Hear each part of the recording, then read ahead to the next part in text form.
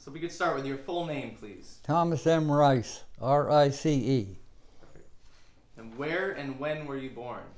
I was born in Coronado, California, August 15, 1921. So how old are you today? 97 and 8/12. And which branch of the military did you serve with? United States Army, Army of the United States, not the regular Army, but the Reserve Army, AUS.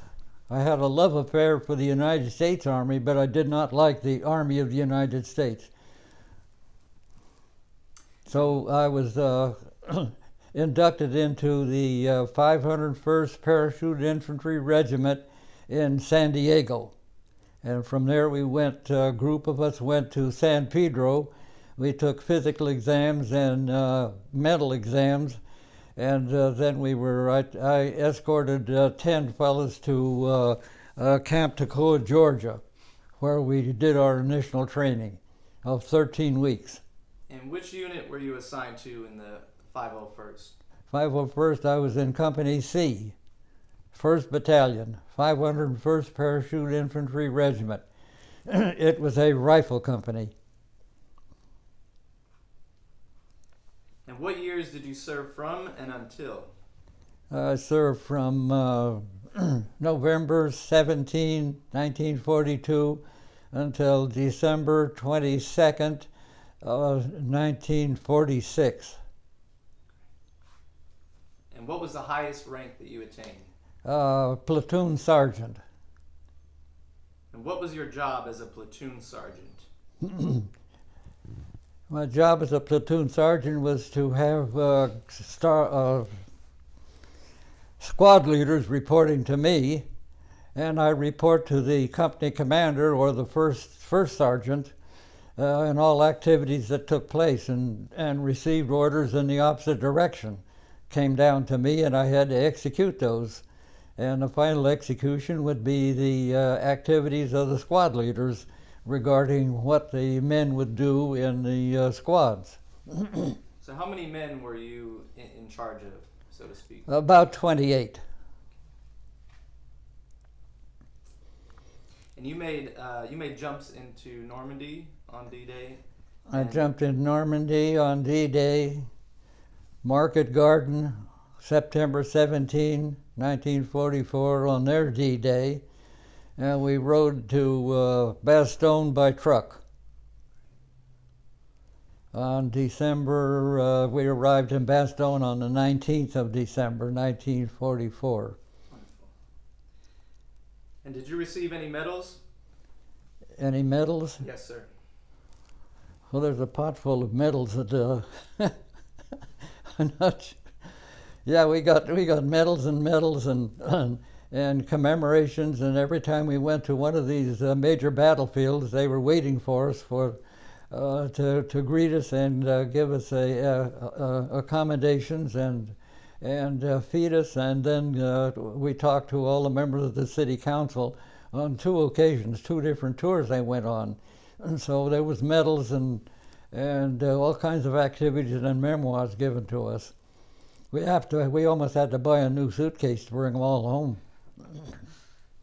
Perfect. So I'd like to talk about your childhood now. You grew up in California. Who were your parents? What were their names? My father was Marcus S. Rice. He was a associated with naval aviation, and my mother was born in Wisconsin. What was your mother's name? Her name was Catherine with a C. And did you have any siblings? Had a brother that died of double pneumonia in Norfolk, Virginia at age 6, and a sister died just recently, maybe 4 months ago, at age 82, I believe it was. And she married Admiral Russell's son, and they lived in Tacoma, Washington.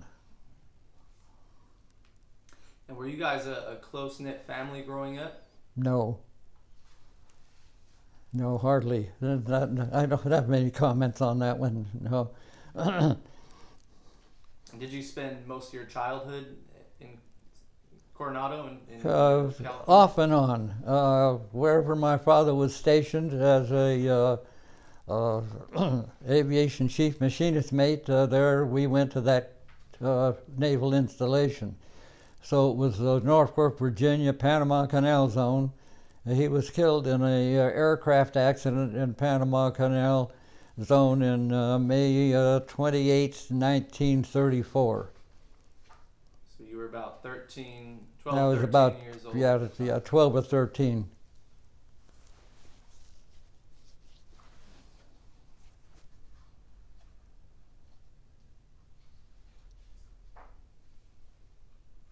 So did your mother eventually remarry after No, your father she passed? remained an unremarried widow of Marcus S. Rice. So did you and your brother have to step up and sort of assume the role of the patriarch in the family, or I didn't understand that question. after your father had passed away? Yeah. Did you and your brother have to assume the role of? My brother was deceased. He passed away already at that. No, point. he's already dead. He was deceased in 1930s. Okay. So did you yourself have to assume the role of patriarch of the family? Did you start working at a young age? No, I entered high school in 1936, and went through and graduated in 1940. So I worked a little bit off time on Safeway stores in Coronado, and I set traps for gophers and used to turn in the gophers to the fire department. They'd give me a metal coin. I'd go to the city council office and turn in the coin and get 25 cents per gopher. So I was one of the richest kids in town because of all the gophers I were trapping. The lot in front of the house was just covered with dirt piles and gopher holes. So I had money.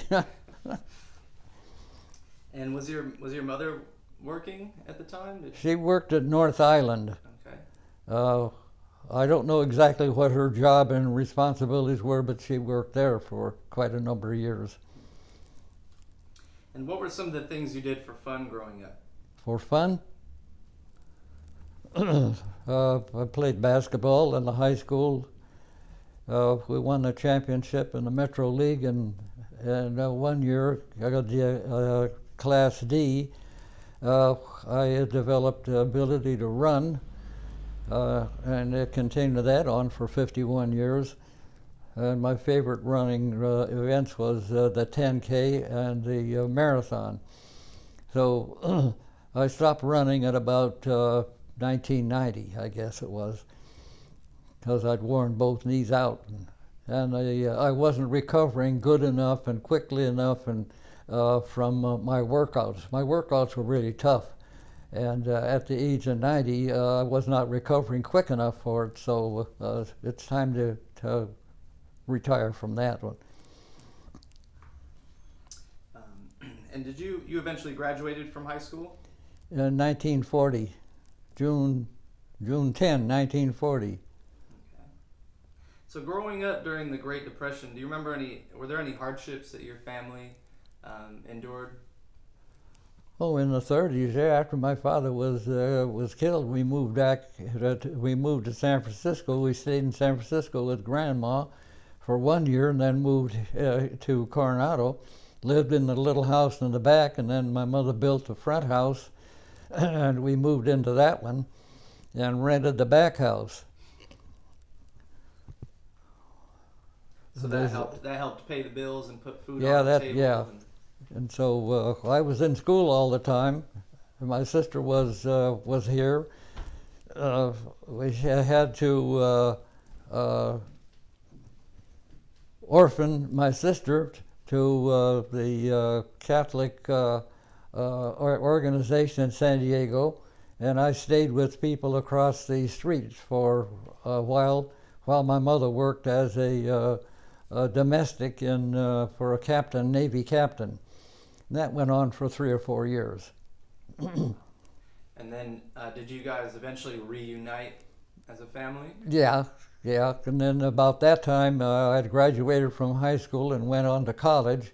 I had 2 years of college at San Diego State in the engineering department. And that was that was before the war. Then the war came along, and after the war, I got right back into college. 3 weeks at home, and I was into college again. Finished up 3 years and taught high school and junior college, Chula Vista High and Hilltop High School in Chula Vista, and a junior college in San Diego City at night. And that took care of, for the most part, my activities. So you were in college when Pearl Harbor was attacked. Yeah. And do you remember that day? You remember where you were? We were 3 or 4 of us had a radio, and we were on the basketball court shooting baskets on a Sunday morning, and we heard the announcement coming over, so we stopped the game and we all hovered around the radio and listened to the reports coming in. It was hardly believable. But I don't know what was going on in the rest of the city because it was a Sunday morning. And so the city came to life quickly after that, because this is a military town. This is the area where naval aviation grew up.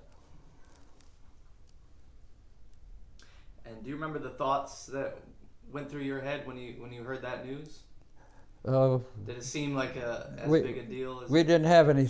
We didn't know what to think. We just listened to absorb all the news as fast as we could, and then talk about it later at school. Did you know where Pearl Harbor was? Yeah.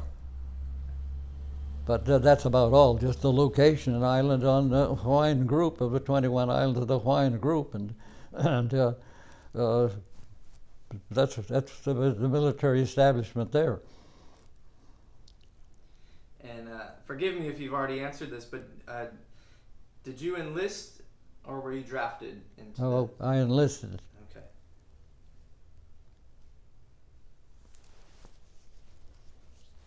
After 2 years of college, I enlisted right away.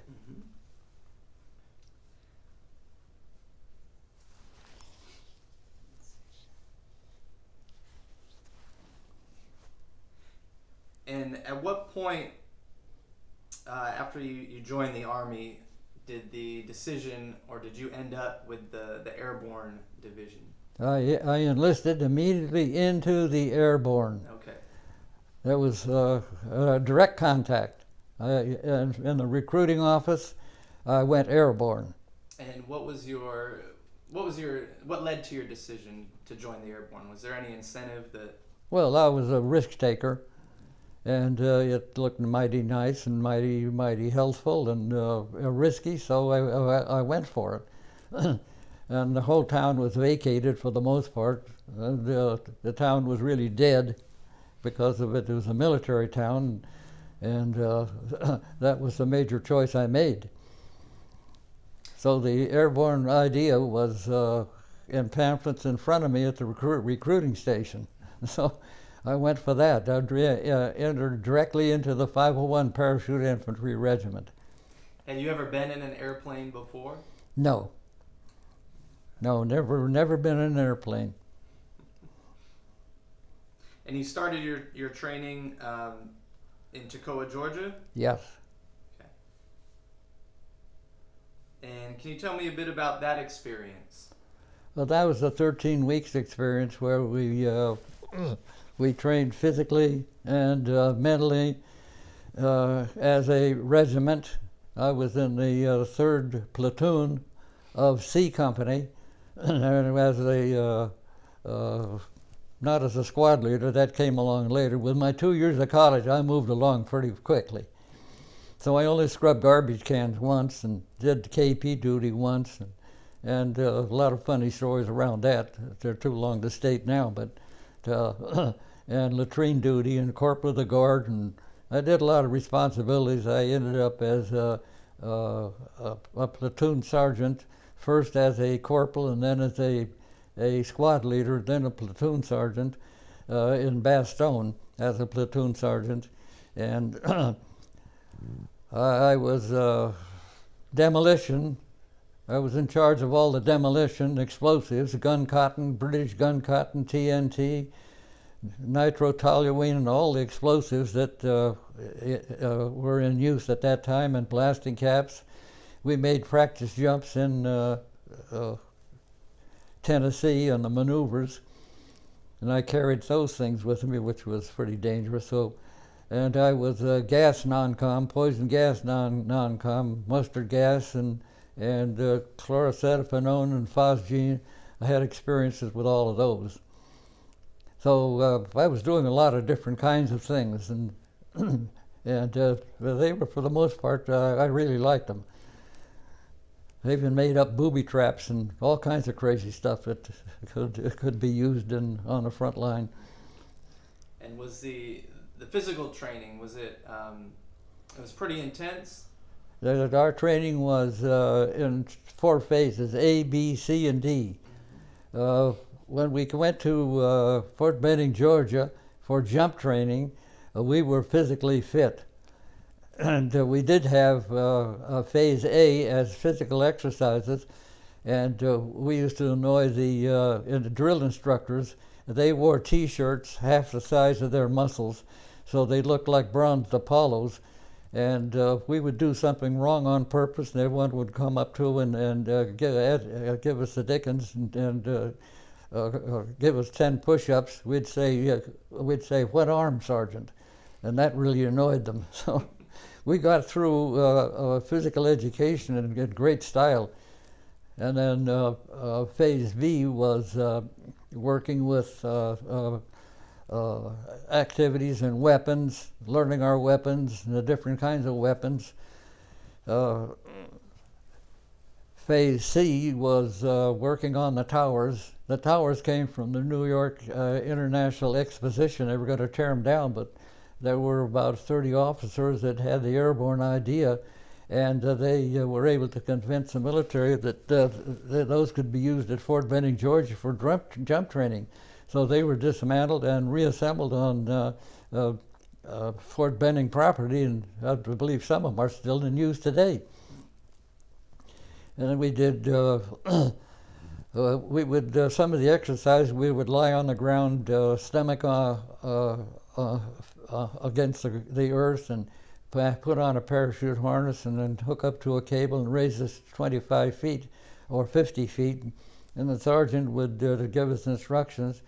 We'd have a D ring in our left hand. We were to transfer to our right hand after we pulled the D ring, and that would drop us a certain number of feet, and then transfer it, and then count to 1,000, 1,000, 1,002, and 3,000.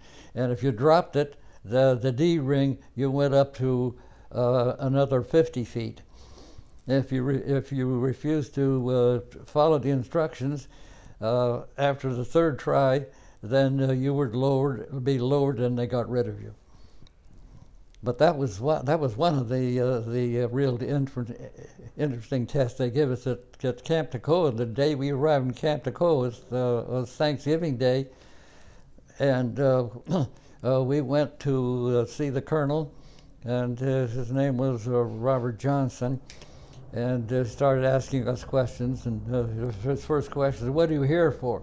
And he wanted to kill Germans. We didn't respond that way. But the first thing we did before we saw Colonel Johnson is to climb a 36-foot ladder into a chopped off nacelle of a C-47. They strapped on a harness, stood in the door, and the count of 3, we were to jump out. And the harness was hooked up to a pulley, and the pulley was hooked up to a cable about 200 yards long. And so when we jumped out, we fell about 15 to 18 feet, and you could see an inchworm from where we were. That was a real test, and the guys who couldn't do that, they got rid of right away. So the colonel wanted athletes and he wanted college kids. And he got athletes and college kids until they couldn't find any more. And you were both. And we were hooked. So we coasted down the 200-yard pulley cable system and landed in a sawdust pit while 12 of us gathered together. They went to a psychiatrist. He asked us some questions. Then from there we went to another physical exam. And if we passed all of those, we went to W Company. And the next day we were assigned to a regiment, which was the 501, and a battalion and a company. Now, is it at Camp Toccoa, Currahee Mountain? Is that where that's located? That's in northeastern Georgia. Did you have experiences running up and down that? Mount Currahee? Yep. Yeah, the 3rd Platoon got the mumps. And we were then isolated from our training after about 6 weeks. And we had to train by ourselves until we passed the quarantine. So it got a little nervous just working together. And we were, for the most part, Quonset held in incognito for the most part and didn't see the company. But the guys wanted some candy bars. So I volunteered to go to the PX at a time when, for the most part, there would be very few people there and buy a carton of Milky Ways. So I did that, but I was seen. And my name was reported to the first sergeant and then to the company commander. The company commander called me in and wanted to know if I had violated quarantine. I told him yes, and of course all the questions he asked, he knew the answers anyway. So my punishment was to run Mount Currahee. And so I took off and ran, and at the top of Mount Currahee, there was a large boulder about the size of this room that we're sitting in now, and he was in a company commander, I believe was in a Jeep, and he was just looking around and seeing if I had gone up to the top. I just caught him by out of my right eye and made a turn and went on down. And I didn't see him until he called me in the next day and asked if I had run Mount Currahee and who I had seen coming down, which I saw another Hispanic fella. And on that one, we became somewhat of better friends. A company commander and a platoon sergeant, they don't get along too well, or not supposed to, but he smiled a couple of times at me because I was given more responsibilities from that point on. And anytime the officers wanted to run Currahee, we'd have to stop our training and run. So up Currahee we'd go at any one time, and it was a rugged course up, a lot of gullies and rocks and whatever, and I ran 3.5 miles in, let's see, it was 38 minutes, I believe. Colonel Johnson ran it in 42, so I broke his record, and I didn't tell anybody what my time was because you don't mess around with record-breaking conditions when officers are concerned. So you kept that to yourself. Yeah, so I kept that to myself. And my buddy ran second to me, and he came in and saw the regimental executive officer came in fourth, and he went over and patted him on the back until he saw his insignia on his shoulder, and then he dropped his arms and got away. So being a long distance runner, you were pretty well conditioned. Oh yeah. They didn't know I could run, and I held the record for Coronado High School unofficially at the Huntington Beach Relays when I got second. In order to break a record, you have to have 3 watches on you, and I got second. But from the coach only had one watch on me, and he wouldn't give me the record because his watch had to be approved, and it wasn't approved. So unofficially, I ran 4 minutes and 36 and 8/10 seconds in 1938, which was a pretty good time then. It was about 1 mile. Yeah, it was about 50 schools in that relay race, So there was a mob of guys on the track. Now, do you remember, were there a lot of guys that couldn't handle the physical training and they ended up dropping out of the Airborne? Yeah, but they got rid of them right away, quietly and silently. And if they refused to jump from the tower, the 36-foot tower, then they were separated immediately, and they were sent to another company and got rid of the next day. So we really didn't know who they were and what they had done. You guys were essentially the best of the best. Yeah, that's creme de la creme, I guess it's supposed to be. So they were all athletes and college kids for the most part. A great number of them were. So we got along pretty well. And how many practice jumps out of a plane did you make?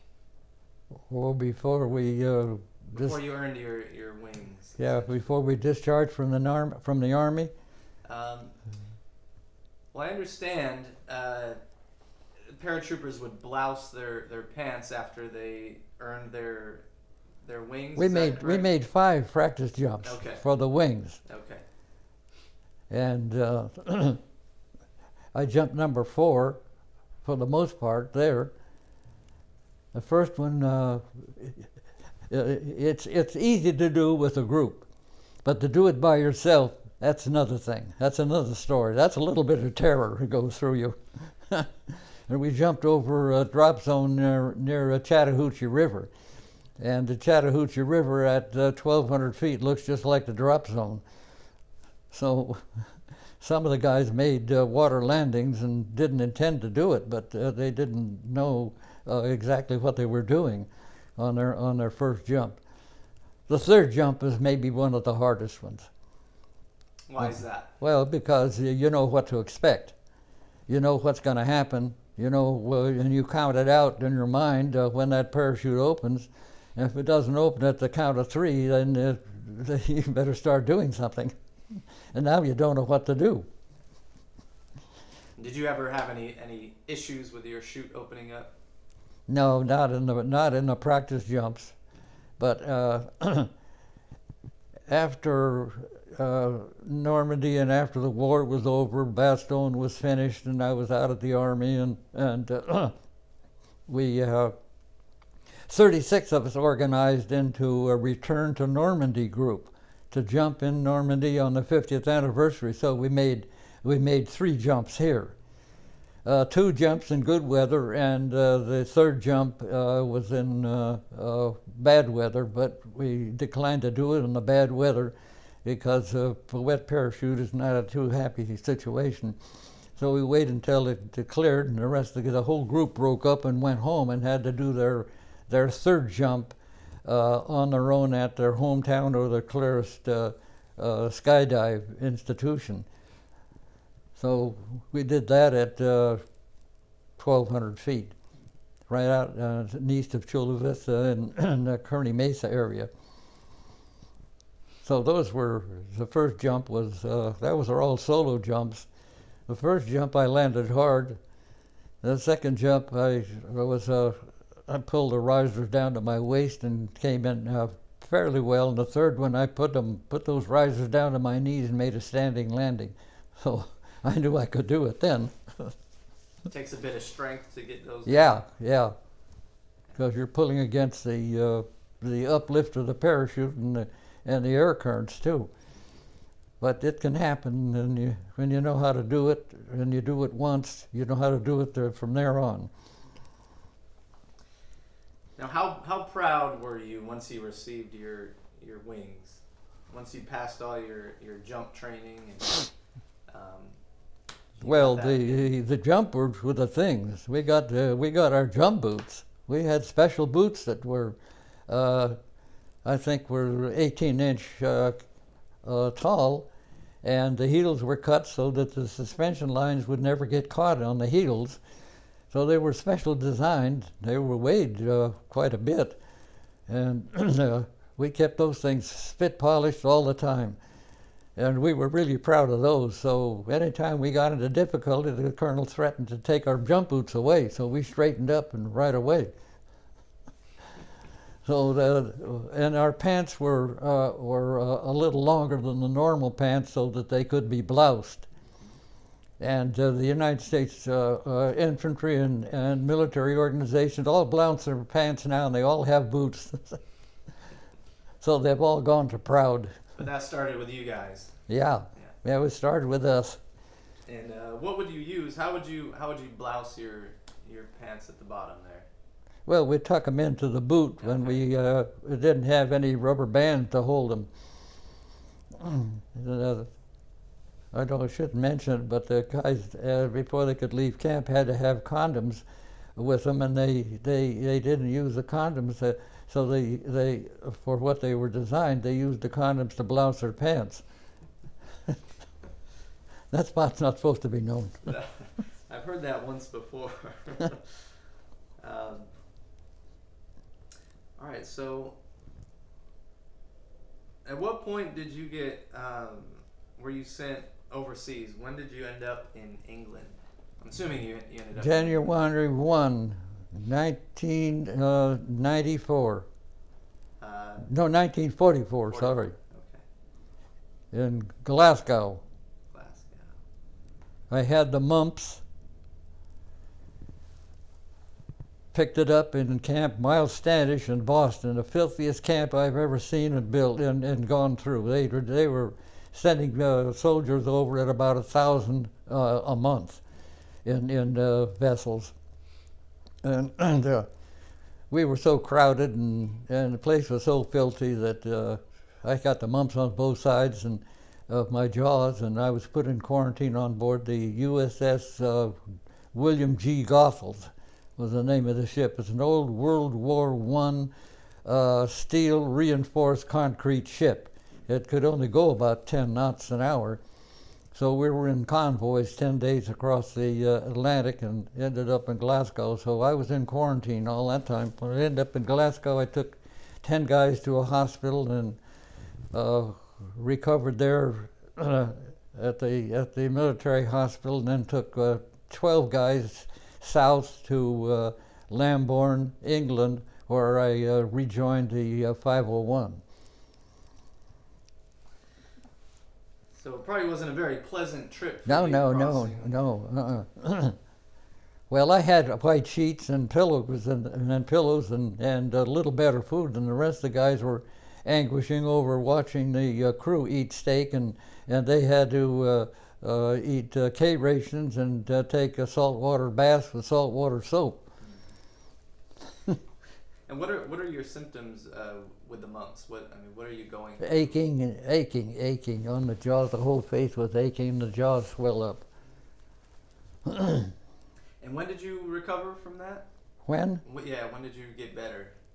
Well, after 10 days in the ship and another 10 days for quarantine and recovery at the hospital in Glasgow. That's almost 3 weeks of recovery time.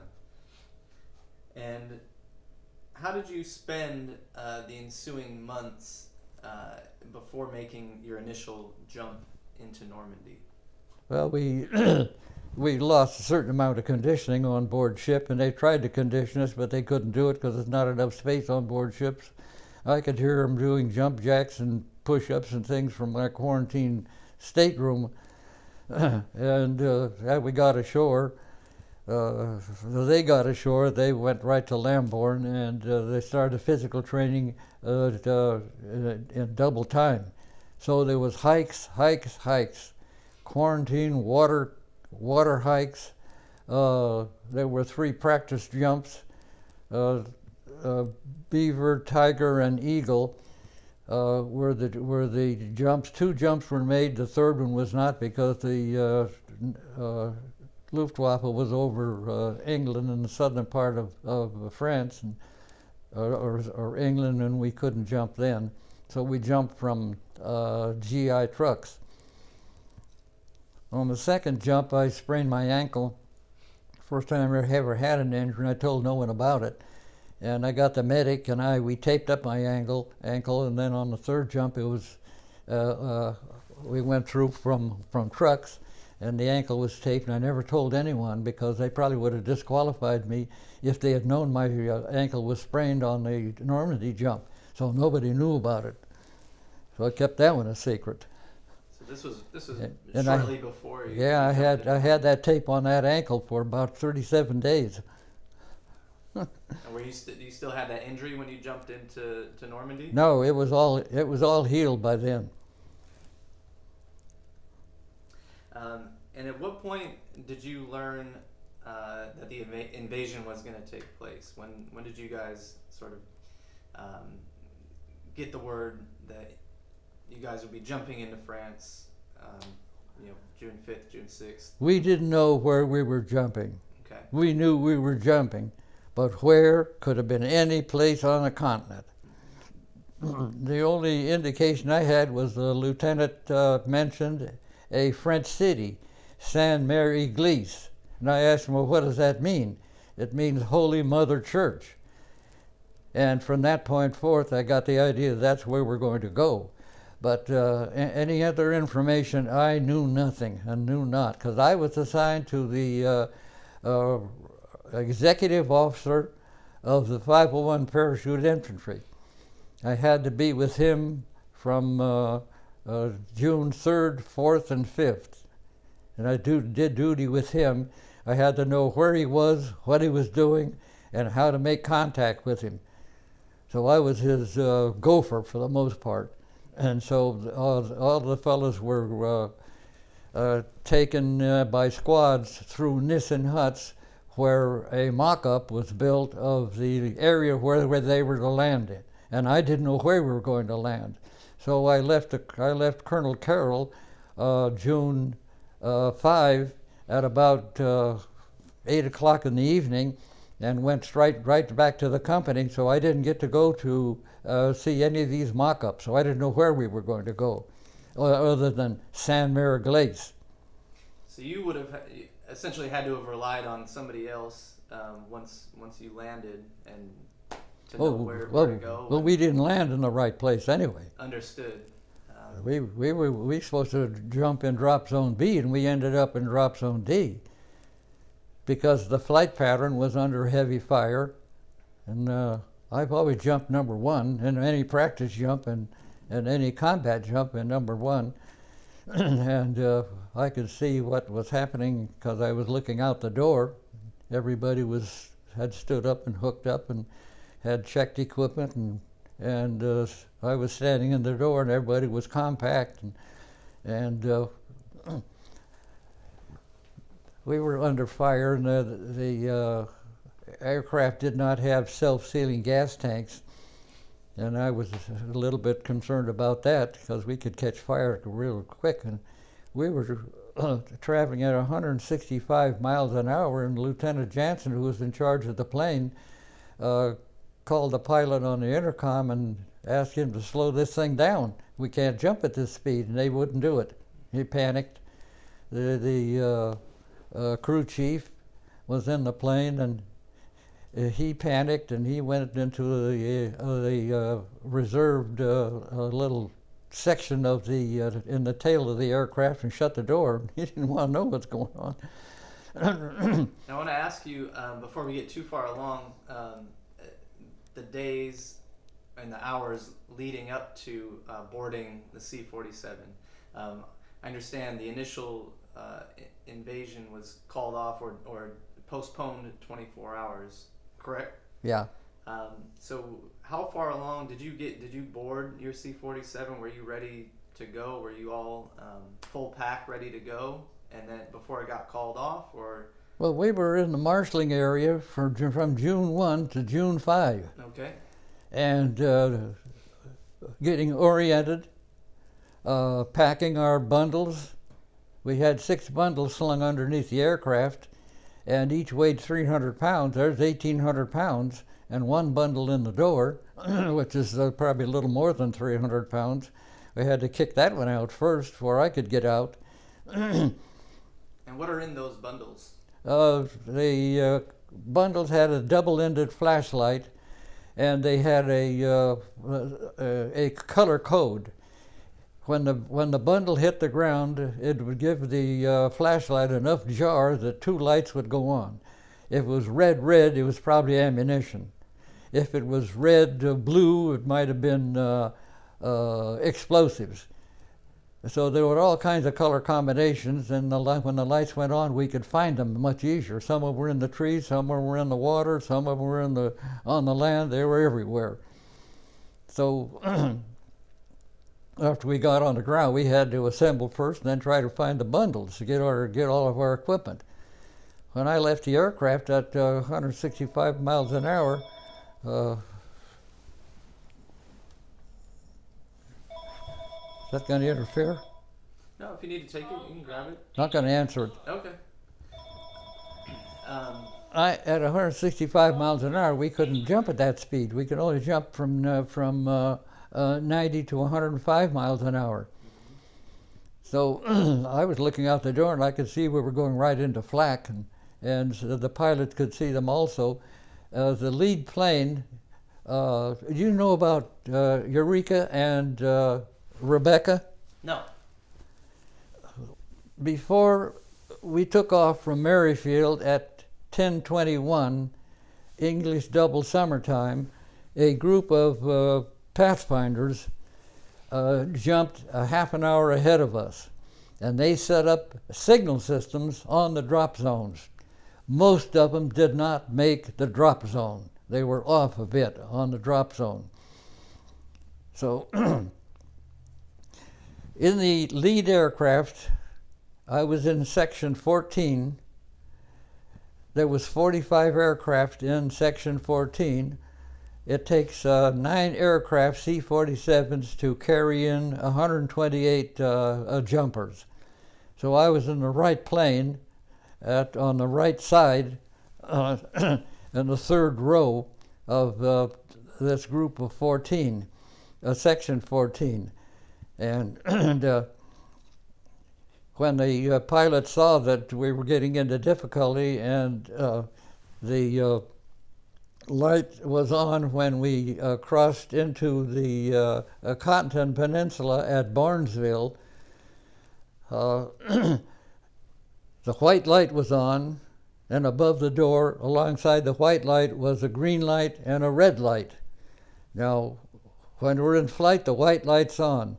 When we crossed Barnesville at the Cottonton Peninsula and we're just above land, I could look out the door and I could see we were at about 1,200 feet at jump altitude at our normal jump conditions. But we're going to drop down to 750 feet that was our jump altitude then in Normandy. So the land was pretty high, and we were at really the airspeed was 165, and we were above the jump altitude, so we had to coast down to 750 feet. And in the lead plane was a blue light on the dome, and the general was in that plane, and the rest of the aircraft in the section 45 were staggered very close one to the other, maybe less than, 50 feet or so. And the pathfinders were on the ground. They had halophane signal lights that would shine 30 degrees up, and you couldn't see them if you were horizontal with them. And then they had luminous panels in the shape of a T. The lead aircraft that had the blue light on the dome would pick up a signal from the pathfinders on the ground. And the signal on drop zone D was ... So they're grinding out ... on drop zone D or close to it, and the lead aircraft with the blue light on the dome would pick that signal up and would hone in on that signal and fly right up the long leg of the T.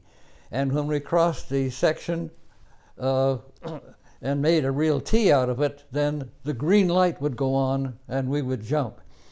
But as we hit Barnesville, the red light went on, the white light went out. That meant we've got 5 minutes to go. And then when the red light went out, the green light went on, and all the other lights were out except the green one, and we went out the door then. So number 2 man and number 3 man in the aircraft were to operate electrical switches and toggle switches to drop the bundles at the same time I went out the door and pushed the bundle out that was in front of me. As we crossed over to section 14, crossed over to drop zone D, we were doing 165. The pilots refused to reduce the speed. We were traveling now at probably a little faster than that, and probably at 350 feet. I cannot prove that, but I jumped at about 350 feet. So a lot lower than yeah, I jumped way below the established drop altitude. And the rest of the guys, I think, got out of the aircraft all right. Number 18 man, it ended up in the English Channel. And he was a boxer, and he was able to struggle in, and he hid out in a ditch in a hedgerow and took off his clothes and tried to warm up until he heard the firing, and he got his clothes back on and joined the fray. But as those bundles were dropped, number 2 and 3 man pulled their switches. The plane goes up 50 feet, and I'm, for the most part, glued to the floor. And I tried to go out and push the bundle out, got that out. And as I tried to go out to the door, the airspeed of 165 hit me and threw me up against the side of the aircraft. My left armpit got caught in the lower left-hand corner of the door. I'm upside down. I could see number 2 and 3 man go below me. I'm about where the rudder of the aircraft is, and my helmet came off. My musette bag came up in front of my face, and the reserve parachute was in the way, and I couldn't see anything beyond that except looking up and seeing the tailplanes. So I swung out, then swung back and hit the side of the aircraft, swung out again, came back in and hit it, and I turned just enough to get my arm loose, and I floated free. So I was about in the middle of the stick, since there are 18 guys, so I jumped at I was free at about number 9 or so. So when I landed, I landed going right front parachute landing fall, and I had so much equipment on me, 276 pounds, that all of that was good padding. So I didn't get injured, but I couldn't get out of my harness because for the most part, the tension on all the risers and material I had tightened up everything on me. So I undid my double zipper under my chin to get my switchblade knife out and start cutting through the risers. Number 2 and 3 man came up.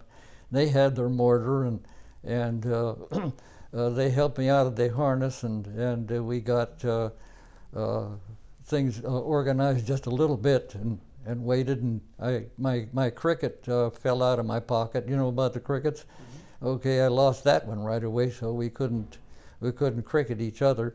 But the 2 and 3 men had Doss and Ficarota had crickets, and we went across the canal and came to a decomposed granite road, and we were still cricketing. We heard crickets and then waited, and the crickets got louder, and we came in real close to some guys, and we recognized their physical features and their voice, because they came from all over the United States.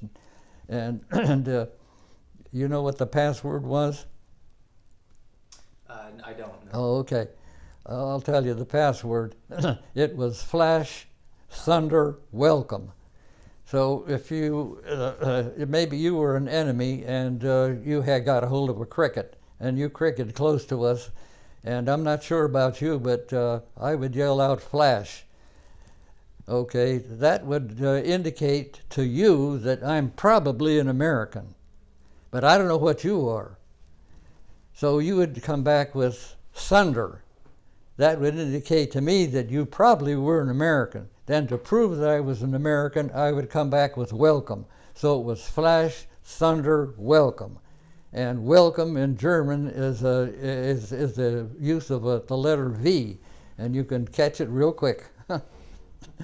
So after we welcomed each other, gave each other a hug, and we recognized who they were, a couple of them, but there was about 8 of them. One of them said to me, he had a hand grenade with a pin pulled. And you can't get a pin back in the hand grenade because it's bent, the end is bent a little bit. So I said, all right, give it to me. Everybody down on the road, and I rolled over and dropped it in a ditch on the other side in the water, and rolled back on the road. In 5 seconds it exploded, and the war was on from there.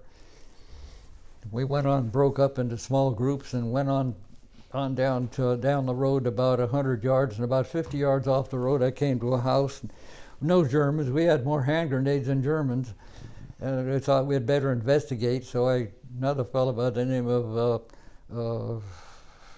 forgot his name right at the moment. I took him to the front door, and I told him, don't bang on the door like an ugly American, just knock on the door. But he banged on it with his rifle. You could hear it from there to Carenton. And then finally a blasé Frenchman came to the door, and he was dressed in a long white nightgown from shoulder to floor. And he had a white tousled cap with a bob of cotton on the end of it, all white.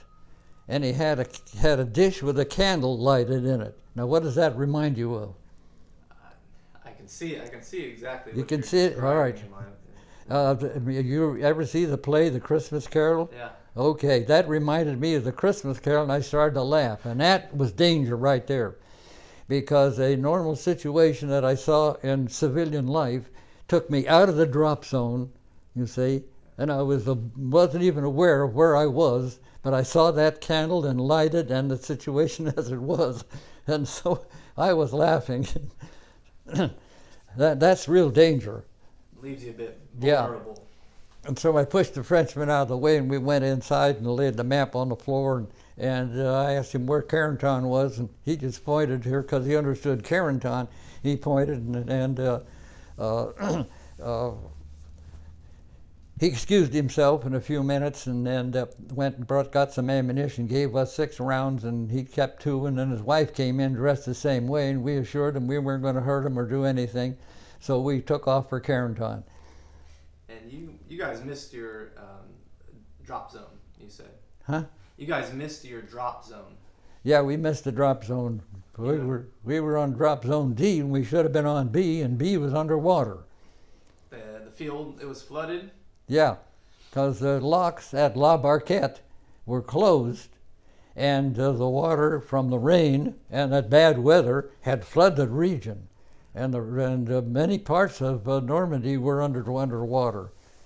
Oh, 82nd Airborne guys drowned in their drop. They dropped into water over their heads. So, about how far distance-wise were you guys off? A few miles, or? Oh, I don't know what it would be, but probably 2 or 3 kilometers. Okay. That's maybe 1.5 miles or 2 miles. And what was your objective? Our objective was to get to Saint-Côme-du-Mont and hold the community, capture the community, and stop any tanks from coming in. But we didn't end up there. I ended up going to La Barquette Locks, and 3 of us outposted La Barquette Locks for June 6th and June 7th. And you mentioned you weighed in total about 276 pounds when you jumped out of C-47. Yeah. And how much did you yourself weigh, not including? 137. So what you were carrying weighed more than you did. Yeah. And what did you have on you, if you could summarize the equipment and all the crazy bric-a-brac, deadly, death-dealing equipment that you can imagine. Some of it I threw away right away. I threw away a gas mask. I threw away a Mae West. I threw away a lot of extraneous stuff that I don't remember what it was. Even a K ration I threw away. And I shouldn't have done that.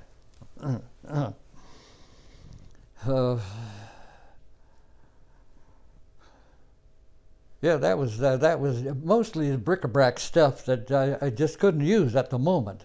Get rid of it. And what weapon did you carry with you? I carried a Thompson submachine gun with 6 magazines of 30 rounds each, and another 100 rounds in a small package. And how many days' food did you have with you? 3 days. They were all K rations.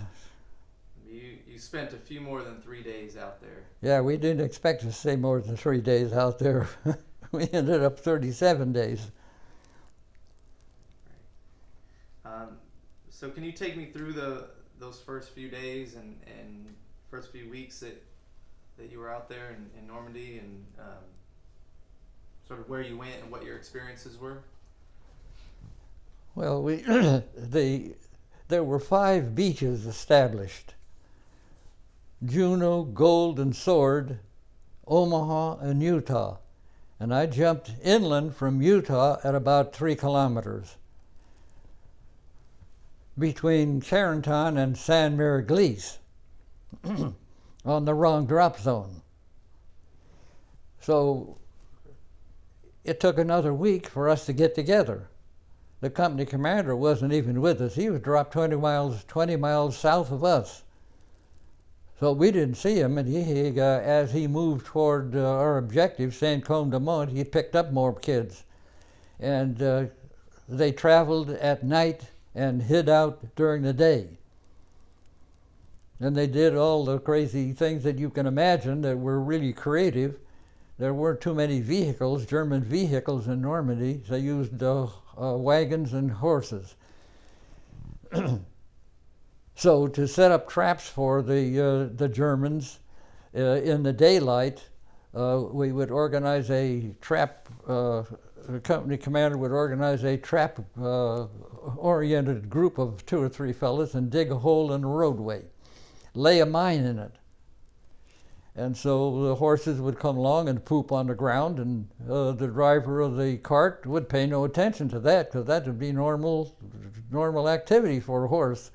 And so he would run over that, and up the thing would go, blow up, and all the ammunition in the cart would go up with him. So that was just one instance of being really, really creative, and it worked.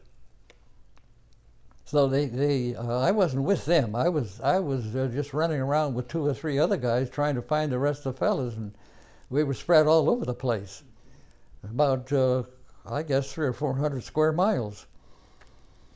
So it took us some time to get together.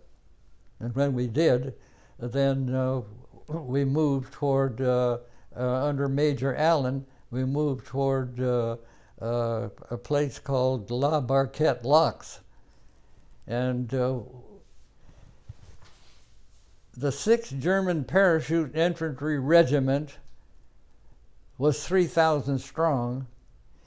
They were having a party on June 5, and the 3 battalions of the German 6th were spread out into 3 different cities. Perrières, and one was at close to drop zone D. Another one was close to the beachhead, where the 4th or 29th Infantry Division would come in. There was another battalion of German paratroopers at Carenton, which is 300 meters above sea level, and they could look down and see what's going on.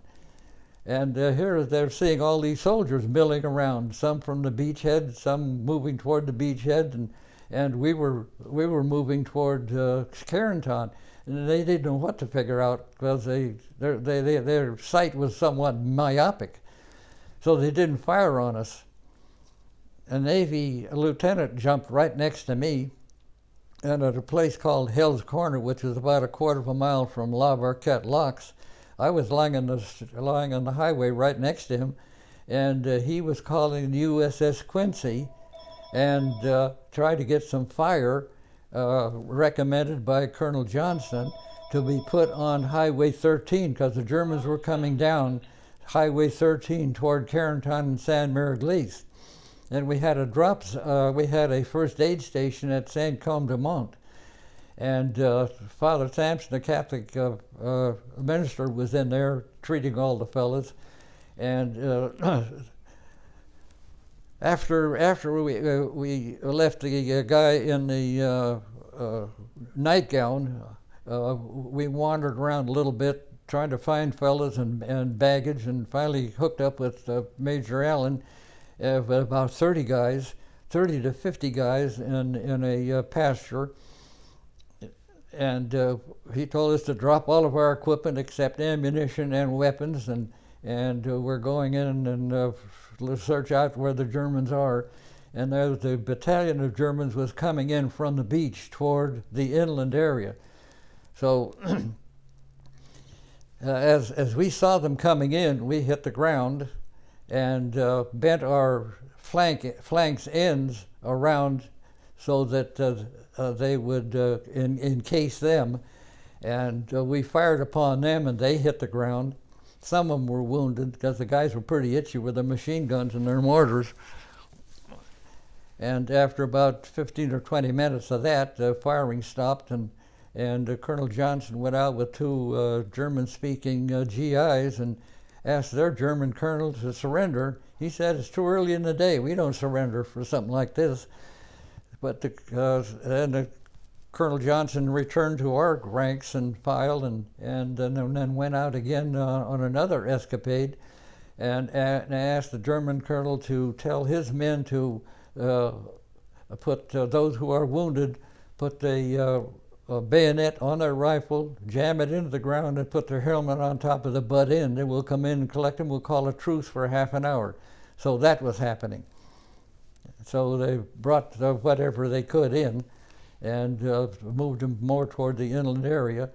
And in the meantime, three of us, fellows named Dawson, Zeborowski, and we went to La Barquette Lock and outposted that for a day and a half. And I set up a trap, deciding not to go into the house that faces the lock. And we set up a trap in an orchard, and I put some steel stakes about 6 feet apart, perpendicular to the Madeleine and the Jordan River, and strung barbed wire on it, and then strung tin cans with pebbles in it, right in the path of a supposed German squad that might come through. And then we tied nylon strings to our wrists, and no talking at night. During the evening, absolutely no talking. And if any of those tin cans started to rattle, we'd just start shooting. And at 2 in the morning, we started shooting. We got one guy. Now, I don't know whether he was a deserter, or he was on his own, or he was a scout, or he was leading a patrol. We don't know. But he was out there wounded, and he moaned and groaned for hours. And the gurgling sound of a dying man stops all conversation. So George Zeborowski went out and finished him off with his M3 knife, and in the morning we drug him in from the orchard area, or a little beyond the orchard area, and we dug a grave site under the apple tree, and I cut some branches from the apple tree and made a Christian cross, and I cut his jump wings off, and I still got them in my book I wrote, and sent the rest of it to battalion. What they did with him, I don't know, but he was looked about 30 years old, and he was no young chicken really. He was a pretty well seasoned officer, or a non-com. Couldn't tell really which he was, but he didn't seem to have a weapon. I didn't find a weapon on him. So with that in mind, he might have been somebody who was just bolted his unit and was going to desert if he was there by himself. But anyway, that was the end of that one. And then from there, we backed off after the 29th of the 4th Infantry Division went through us, and and we went into a short rest area at Bastogne afloat near the delta of the Doubs River that flows into the English Channel, and then that was the 37 days was up, and we took landing craft back to England. And then we got replacements, worked those into the company table of organization, trained them as best we could. They weren't too trainable because they heard too many war stories, bad because they represented somebody that had been killed or captured or wounded and wasn't with us. So they had a hard time. So if a guy next to him, as they went into combat, was shooting, they just fired, and they didn't have a target at all. They were just shooting. It took about 6 to 7 weeks before they really got oriented. And we had 18 parachute jumps put in front of us after Normandy. Now we went to the airport not 18 times, but about 4 or 5 times. Every time we got to the airport, they didn't issue us ammunition. I knew we weren't going. But on September 17th, 1944, they issued ammunition, and we took off for Market Garden and in Holland. And that's another story. So before we get into that, yeah. You guys were out in Normandy 34 days longer than you initially had planned. So how did you guys find food? Did you have to scavenge? Were you resupplied? How did you find enough food to last those 5 weeks? For the guys that were separated, they lived off the land. They lived off what the farmer could give them, milk and cheese and bread. And they traveled at night and hid out in the daytime and ran into some combat patrols and had some firefights as they moved toward where we were supposed to be, St. Côme de Mont. In the meantime, the second Armored Division had gone through us, and we got K rations from them. So we had something to eat, but in the early hours of it, when our energy was burned up and we needed food, we didn't have much other than what we carried, and that was devoured in a hurry. Now I want to rewind a little bit back to while you guys are boarding the planes, boarding the C-47.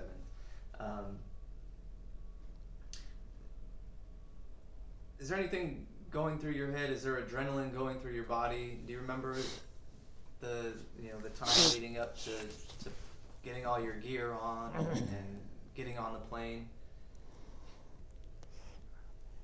We had a dinner, peas, carrots, steak, ice cream, whatever we wanted in the marshalling area. Then Colonel Johnson called the regiment together. He stood on the hood of a Jeep and gave us a so-called knife speech. He had a Bowie knife strapped to his waist. No, strapped to his leg. And at the prime moment, he would reach down and pull the Bowie knife and hold it over his head, and he said, "We're going to put this knife in the blackest bastard German we find, and the quickest way is to insert it in a particular place or point on his body." When he reached down to get it, the knife wouldn't come loose from the scabbard.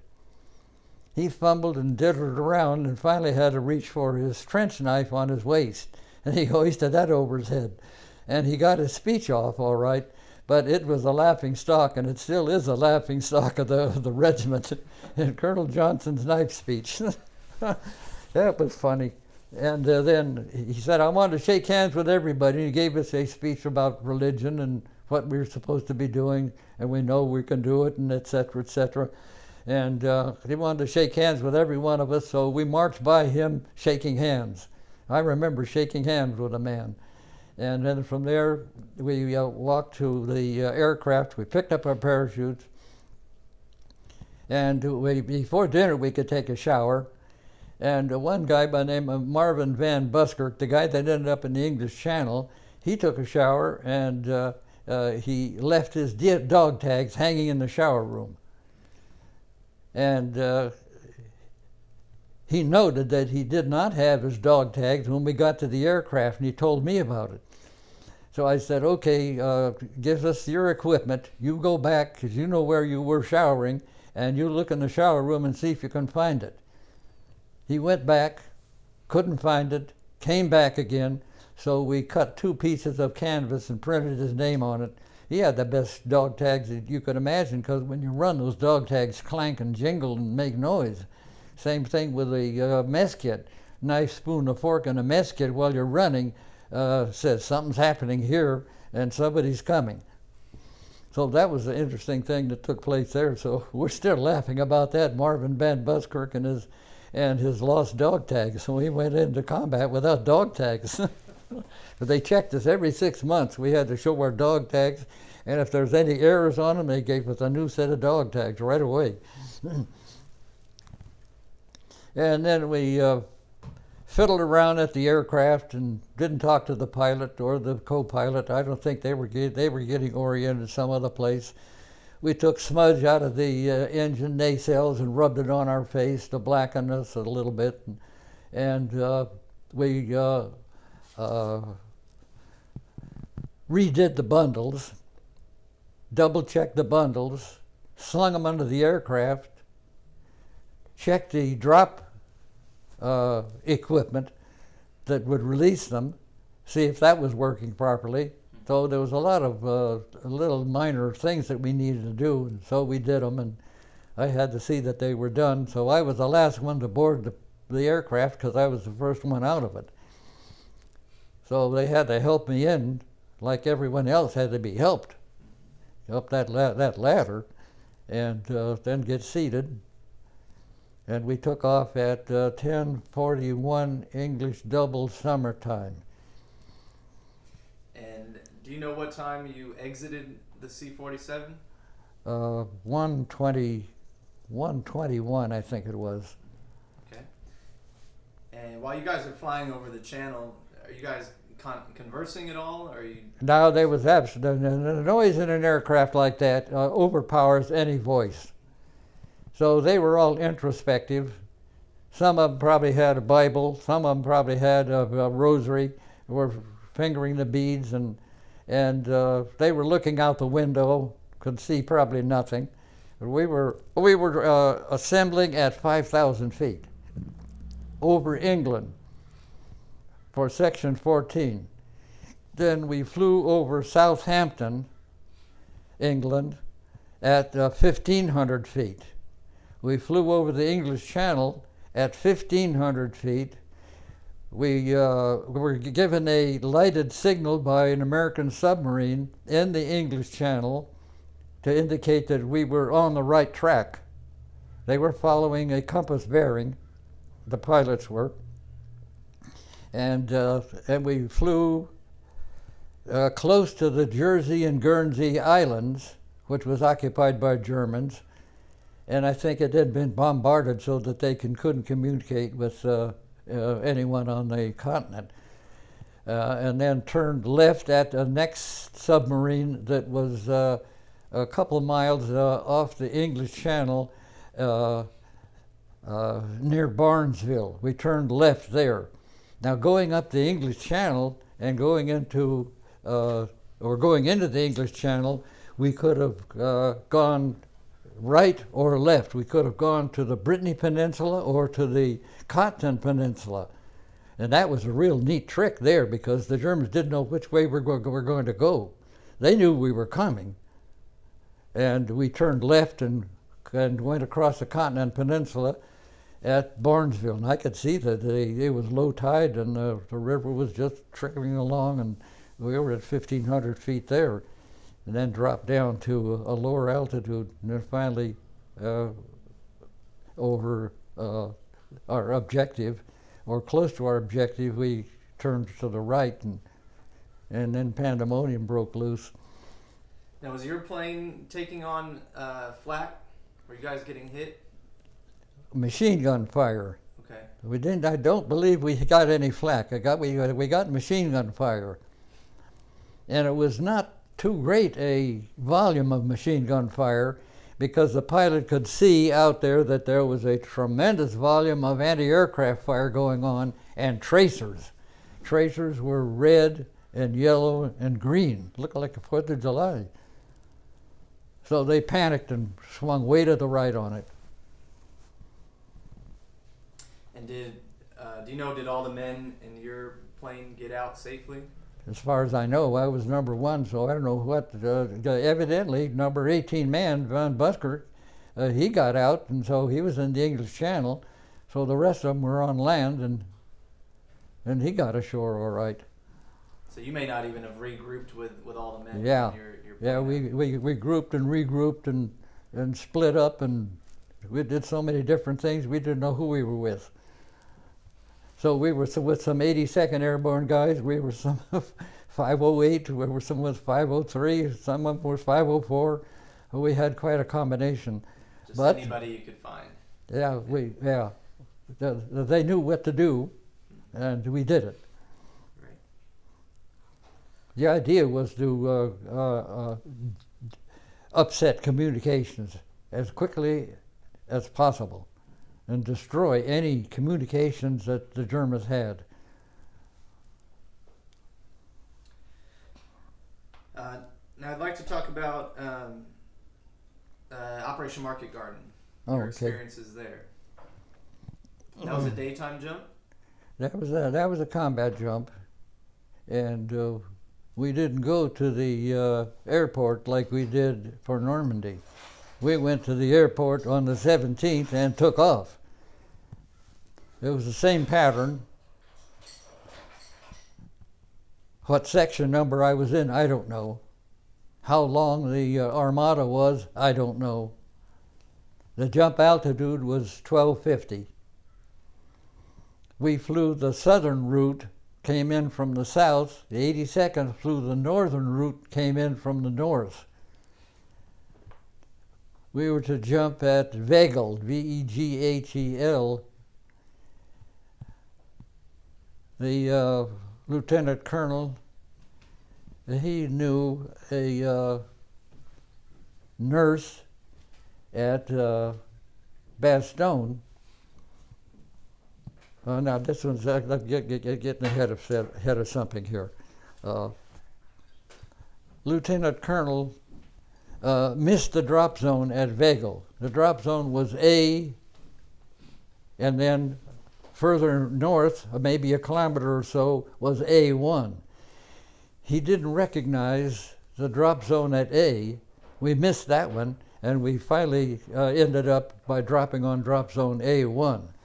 So I dropped on A1 at 1,250 feet.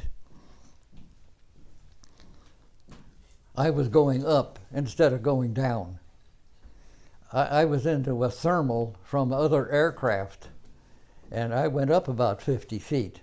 And so there's nothing I could do but just stay with it and sweat it out. So when I finally got away from the thermal and the aircraft had gone, I could see guys below me, and I knew what had happened. There was nothing I could do about it. So at about 500 feet, I spotted a house that I probably could land near. But as I got about 150 feet or so, these are all approximations. I got no judgment on them. I was coming in on the roof of a house, and I tried to steer away from that, and I did, and I landed in a picket fence cabbage patch. And that was really risky and dangerous. I thought I was going to get speared. I made a nice standing landing, and went to my knees in the soft dirt, and my submachine gun got jammed. The muzzle got jammed in the dirt, and was useless for a while. And so I was there by myself, and I cut my way out of the parachute and made my way toward a castle called Heathwick Castle. One of our guys by the name of Harry Ward came down on a drawbridge over a moat and was hanging there and was captured. Some of the guys retook the castle and chased the Germans out, and and they had a little spare time before they moved on. So they found a dungeon and some torture equipment in the castle and the dungeon.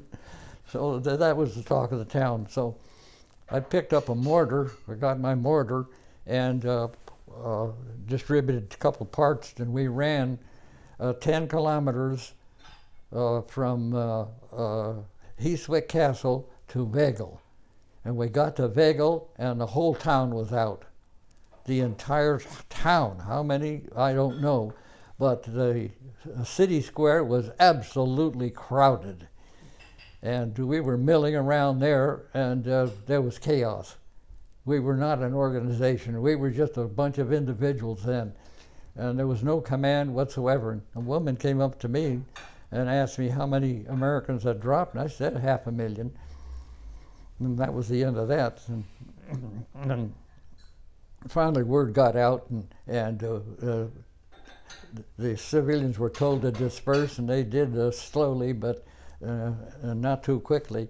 Finally it cleared up, and we set up a perimeter defense. And that night I took about 4 guys, and we hid out on a railroad boxcar and bracketed a road. And an ambulance came up, and it was loaded with German riflemen. And they poured out of that, and we saw that and fired on them. So there's all kinds of little tricks that the Germans pulled off that we got oriented to in a hurry. Then we pulled off a most classic military maneuver that any commander would give his rank for. We ran down the Awe River, AA, for Awe River, and on the same direction that the Awe River was flowing was a highway. So the Germans had a German parachute training organization at St. Odin Road, and they were feeding in German paratroopers from that institution down between the Awe River and the highway to Heeswick. We let them come in.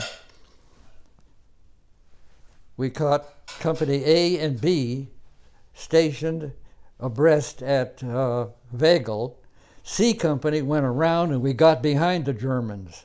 And we set up a defense behind the Germans, and A and B Company swept up and compressed them. We captured 400 of them. Now, what are we going to do with 400? We're 65 miles behind German lines.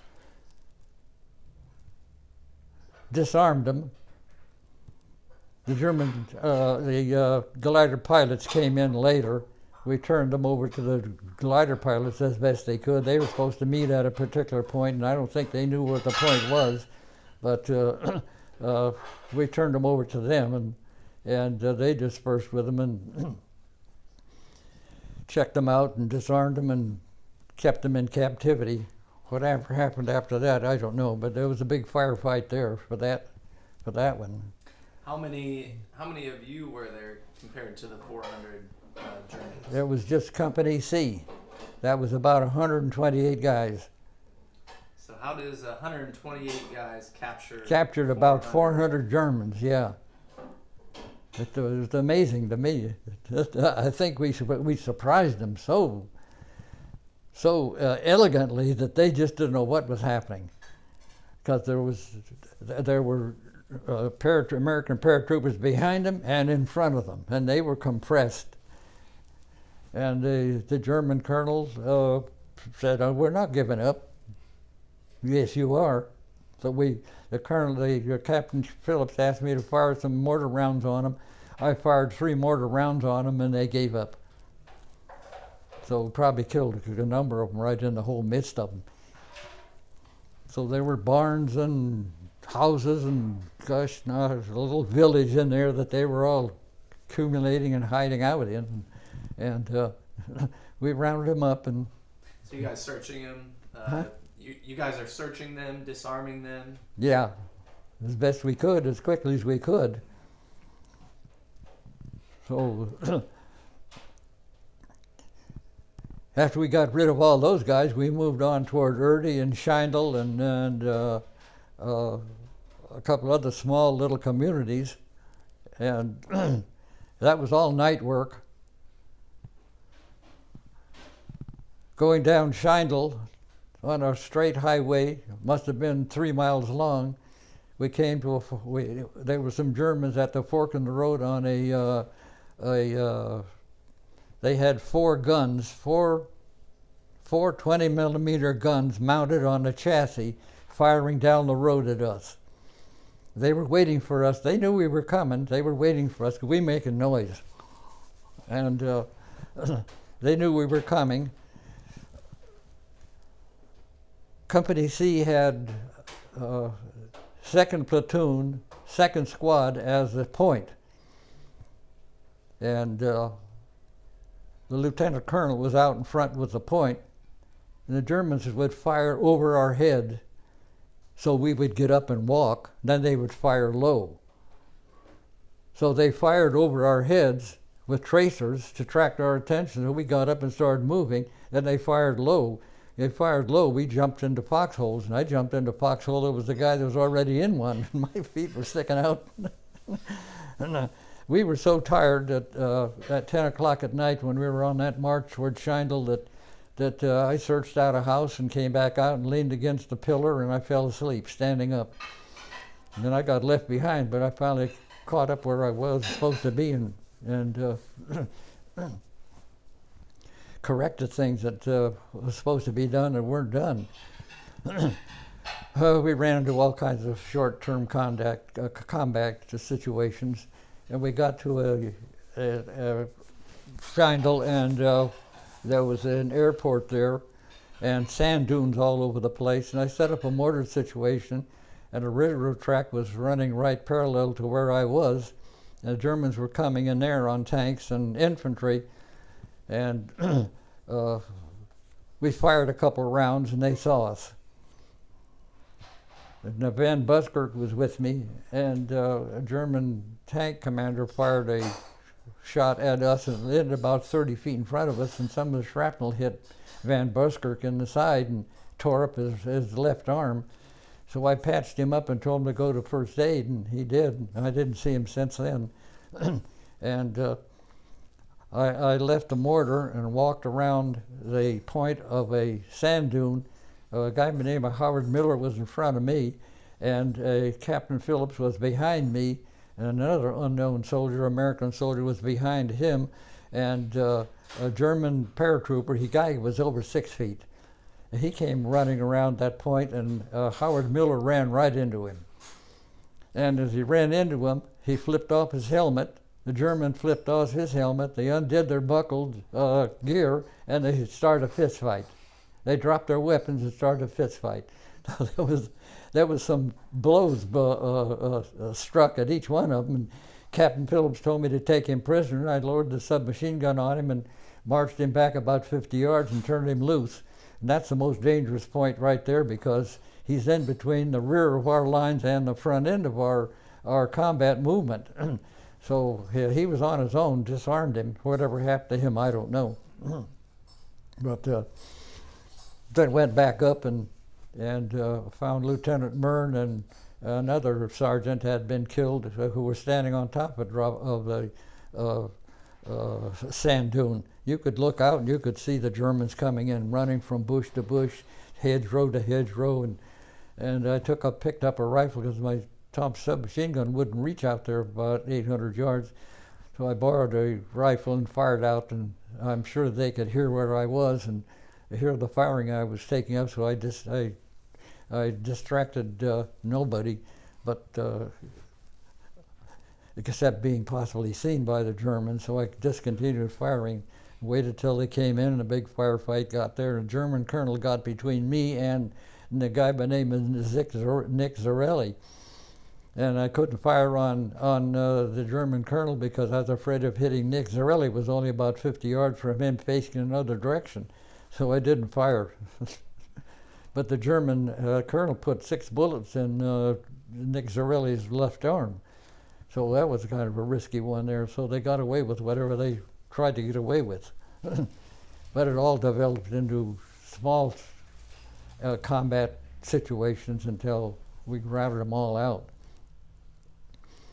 You guys were all kind of intermingled. Oh yeah, they were all over the place. So they could have been in front of you, behind you. Yeah, sure. We're 60 some miles behind the lines, running around like chickens with our head chopped off, not knowing what was going to happen next. Did you have any close calls yourself? No, not really, until Bastogne. I didn't get hit in Holland at all. Bastogne was the anatomy there, because after 3 months in Holland, we moved back to France, and this was in December. We were going to set up a football game between the 101st Airborne Division and the 82nd Airborne, and we didn't have shoulder pads, so we used National Geographic magazines as shoulder pads and side pads, and leather helmets that the tankers let us borrow. There was a game was about ready to start, and they offered us, some of the non-coms got a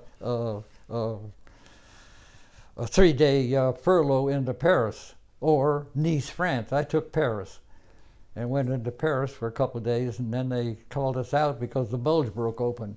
So we had to get back in a hurry. All of our equipment was turned in for refurbishing, and we didn't have all of our clothes, didn't have gloves, we didn't have K rations, so we jumped in GI trucks and off we went at 4 o'clock in the morning. And we took the only road into Bastogne because they had almost surrounded it then. And then Colonel Kennard was a lovable character. We really liked him. He knew a nurse who was a major in one of the hospitals in Belgium, or in Bastogne. So he had some free time and he went to visit her. So he knew the way to Bastogne. But leading us into Bastogne, he got lost. He knew the way out, but not the way in. He took us toward Warden and Margaret, and we were supposed to be going toward Neffy. And the section was divided into about a mile of 501 Parachute Infantry Regiment's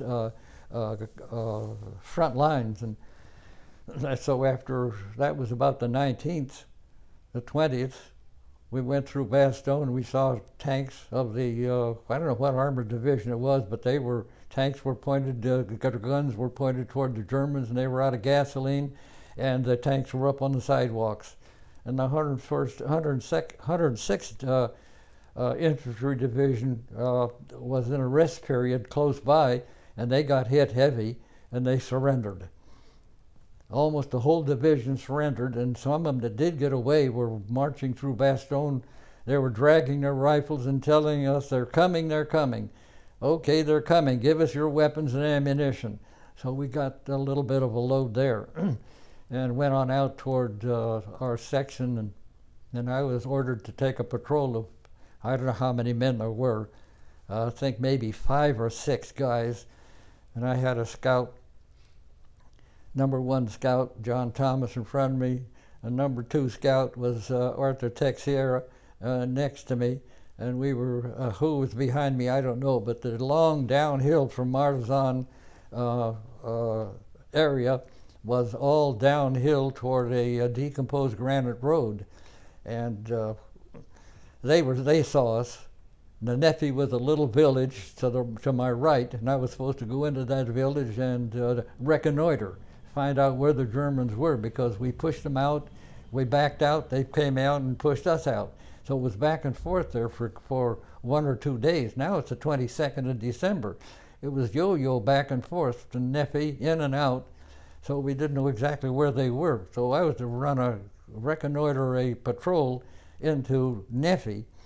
We got to a decomposed granite road, and right at the fork of the road, the rest of the patrol was slow in coming up because the area was covered with barbed wire fences. The ground was semi-permafrost and patches of snow and hard, and the barbed wire fences slowed them down, so we had to wait a little bit. So we waited at the fork of the road, and I sent John Thomas, a scout, up the left-hand fork of the road, and he was about 50 yards ahead of Texiera, and I saw machine gun bullets hitting the fire, hitting the ditch where he was. And I knew just exactly what they were waiting for. They had seen us, and they were waiting for the whole patrol to get lined up in that ditch, and they're just going to sweep it with machine gun fire. And I further thought of the idea that they were firing over our heads to get us to stand up and fire tracers, and then fire low again. That same trick again we saw in Normandy. But I'm not sure that ever happened.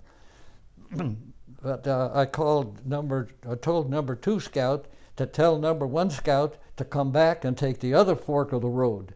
Okay, so he did it, and he went on, and they probably contacted the rest of the patrol and took them in. I said it's nearly over. And while he was doing that, the sniper in a building about I don't know the distance. That was at least a quarter of a mile away from me. In the barn, in the top of the barn, a small window fired, and he hit me in the left knee, just above the left knee. Now I didn't know whether it was broken or not. I could feel that blood was running into my boot, and a nice and warm feeling. And I told Texiera to give me a shot of morphine. I carried 18 syringes of morphine given to me by Lieutenant Bunnell, and if need be, use it. So he gave me a shot in the right arm, or left arm, and I told him the patrol is over, take the rest of them in, wherever they are. And so I'm out here by myself, right at that fork of the road. And I had to test the leg out to find out if it was broken. I don't know what the sniper was going to do. Set a patrol out to get me, or set the haystack just across this road from the fork of the road. There was a haystack there. So I got up, put my weight on the left leg, and I was moving my arms like this in my body to spoil the sighting of the sniper on me. I knew that'd work, and it did. And he fired another shot, and he got me in the left arm.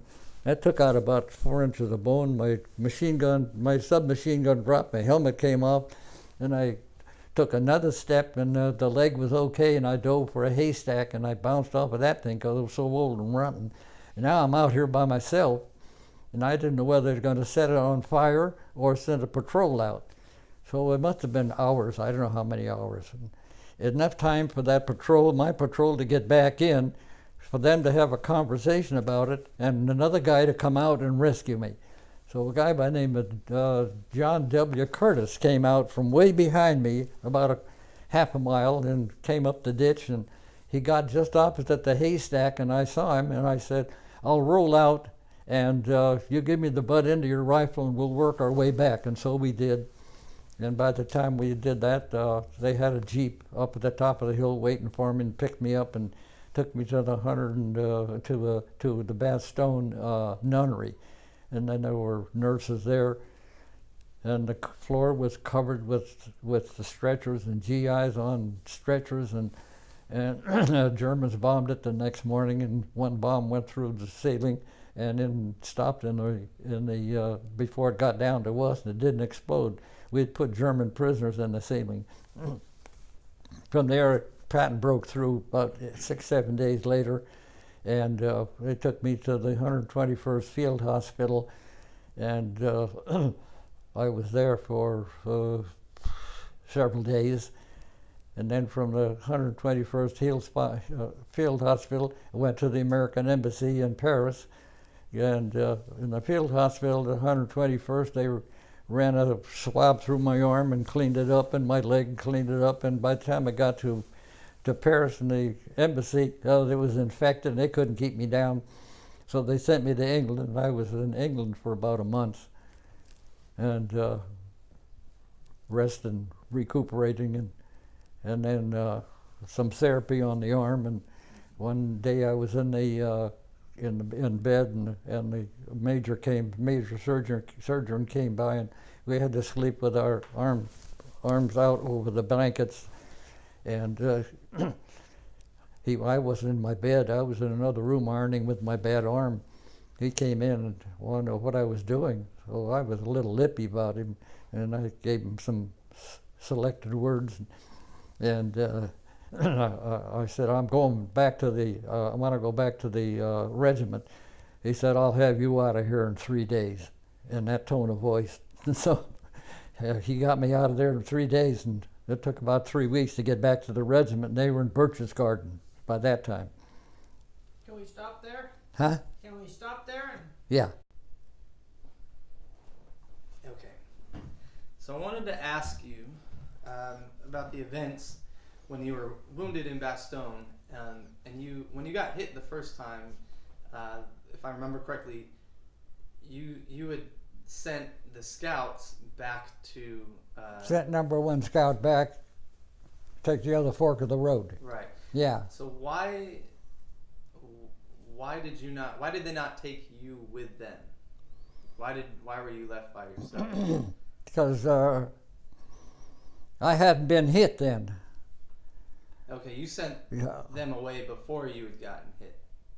Yeah, I sent him away generally before I got hit. Got it. And take him, no. I was hit. And I had the shot of morphine. Got it. I sent the first scout out, take him in, the patrol is over. So he took him in, evidently. So why did you not go with him? Why did he not take you with him? Because I didn't know the extent of the injuries. I didn't feel anything here at all. Okay. I just felt a warmness, and well, that's nothing. I didn't think I was hit. Okay. Until I got up and began to feel that it was more warm than it normally should be, and just a little bit of pain was coming in. Then I knew I was hit, and I had to check and I knew I was hit here in the leg, and I had to check the leg. Now, if the bone was broken, I'm in trouble. Because I figured either they were going to send out a scouting party to pick me up, a scouting party to shoot me, or they're going to set the haystack on fire and drive me out. So my next question is, you mentioned earlier you stood up and started to wave your arms, and what was the purpose of that again? The purpose of waving my arms and moving my head and my body in all directions is to spoil the sniper's sighting on me. So if he was zeroed in on your chest or something, then... Yeah, I was going like this. See, if I'd have stayed where I was, that wouldn't have got me. Right. Because he was after my head. Now, the German snipers are, number 1 target is the back of the head or the face. If not that, then the heart or the chest. The legs and the arms, that's nothing. So subsequently, you were hit in the arm, and then the rest of your story you had already explained. Yeah, I was hit in the arm, and then everything dropped for the most part, and I dove for the haystack. I bounced off of that one because it was a little bit lower than the road bed. And so there I was down low, and the sniper couldn't see me, and I'm convinced that the sniper at that time got away. He moved out of his position. He was in the top of a 3rd floor of a barn with a small window, maybe about 2 feet by 3 feet. And this last tour I went, I visited that, and I saw the people who owned that barn and talked with them, and they told me some information about it. Anything relevant to... No, nothing to even mention here. Yeah. Okay, so remind me again how long you spent in recovery after you had been wounded before you rejoined your regiment. Let's see. I was wounded December 22nd. So by early January, maybe 3rd or 4th of January, Patton had broken through.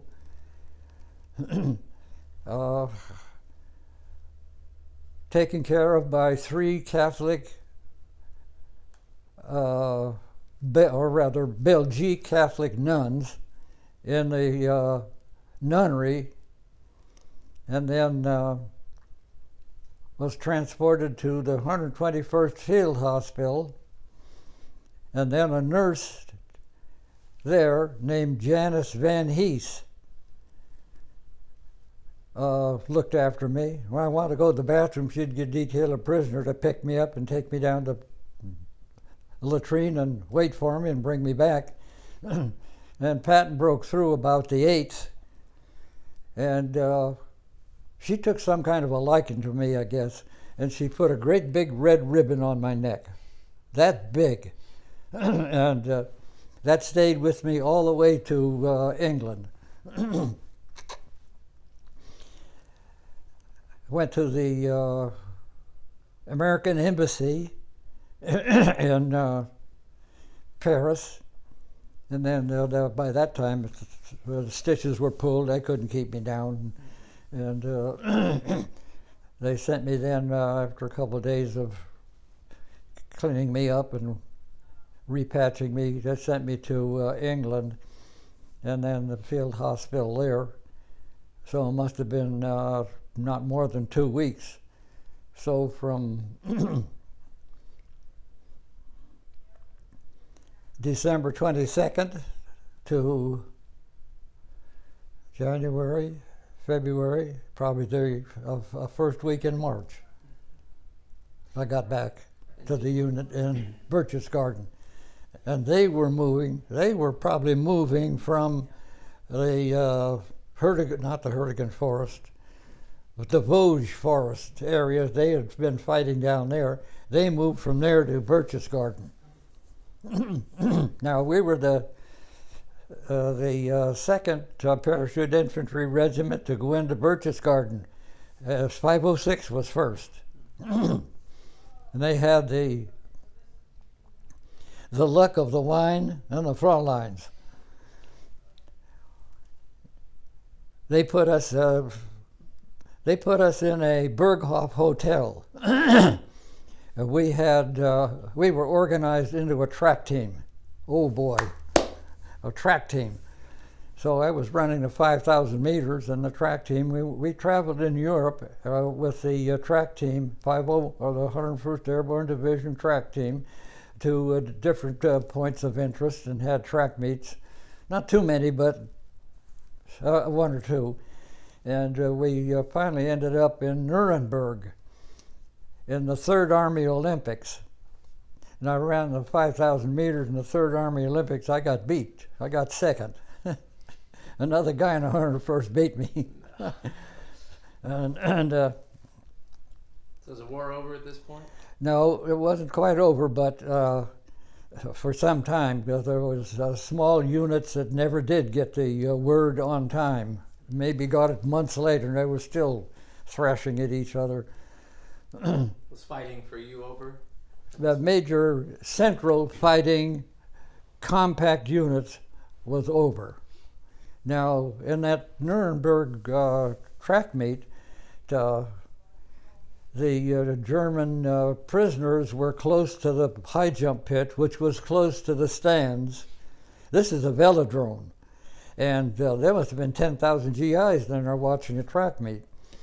And the donut dollies, that's the Red Cross girls, gave us donuts and Coca-Cola in the glass bottles. And the announcement came over that X number of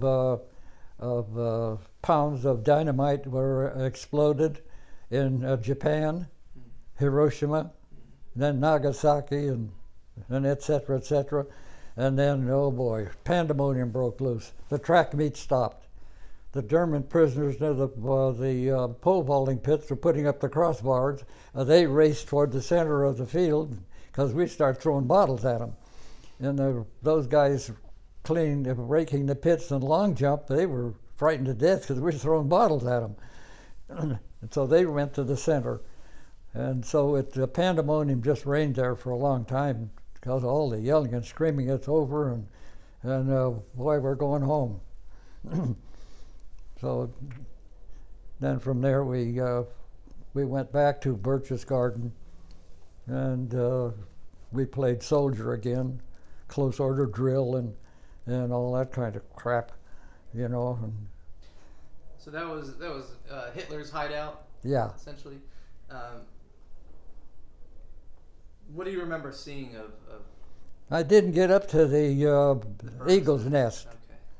No, we were living in the Berghoff Hotel as a track team. Got it.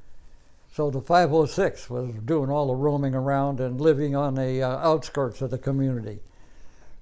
So I didn't get to see much of anything there. And then a short period of time, they came down to deactivating the 501.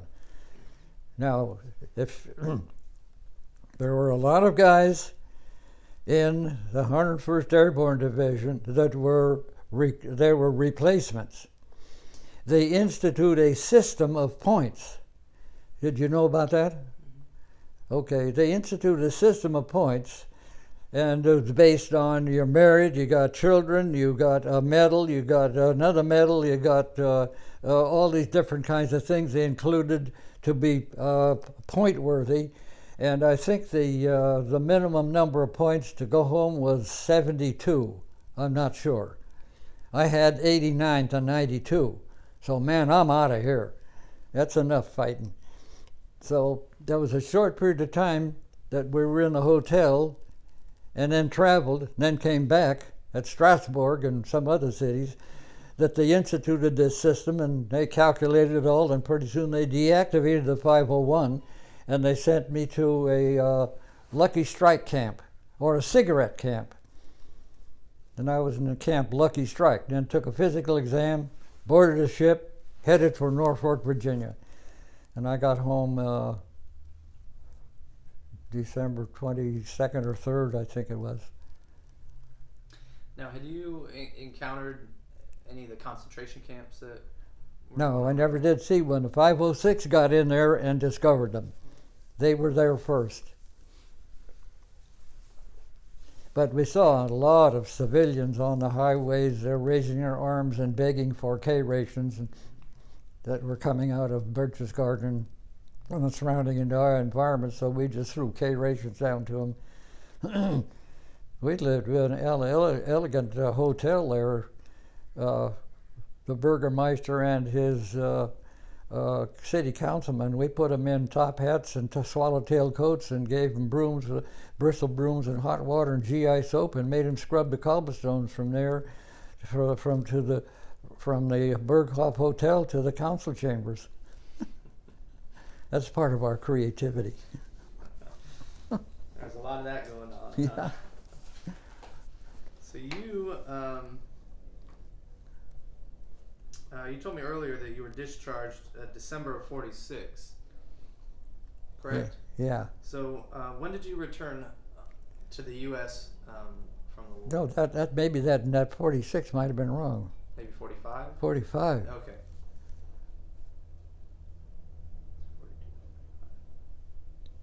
So once you returned home from the war, was that in December or? That was in December, yeah. Okay.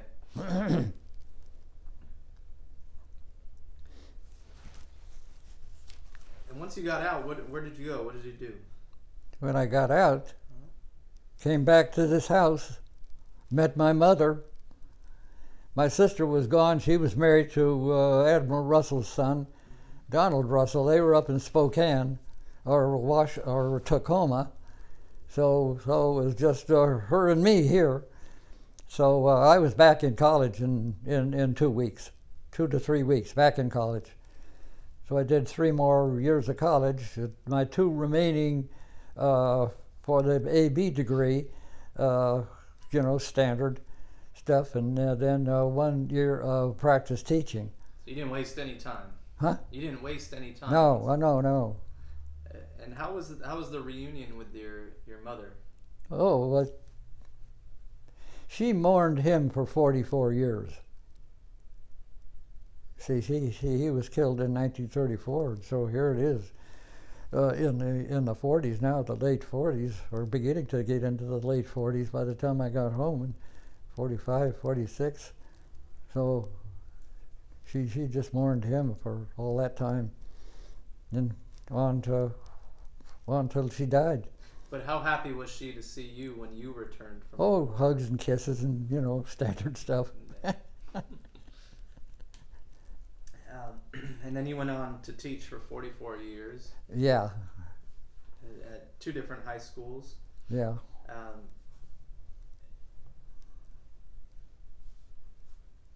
And since your military days, you've since returned to Europe and to Normandy, and you've made multiple jumps again. Since yeah, but there was no jumping facilities here in San Diego, so I joined a glider flying unit, and I flew gliders up at Lake Elsinore.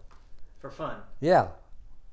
Yeah, Southern California Glider Association. So we flew gliders in and around the canyons and valleys and looking for thermals, and flew over to Sun City at 10,000 feet and lost 3,000 feet and down to 7,000. Boy, I turned right back to Elsinore because I didn't want to get landing someplace else where I wasn't supposed to be. So that was a lot of fun. Was it difficult for you to adjust to civilian life? No. Back? No, it might have been for a lot of other guys. You got right back to it. Oh, and on the point system, there's some things that need to be said there. The recruits or the replacements, they didn't have an opportunity to earn any points. Why is that? Because they just come in and the war was winding down. So there were no points available for them. They didn't even qualify.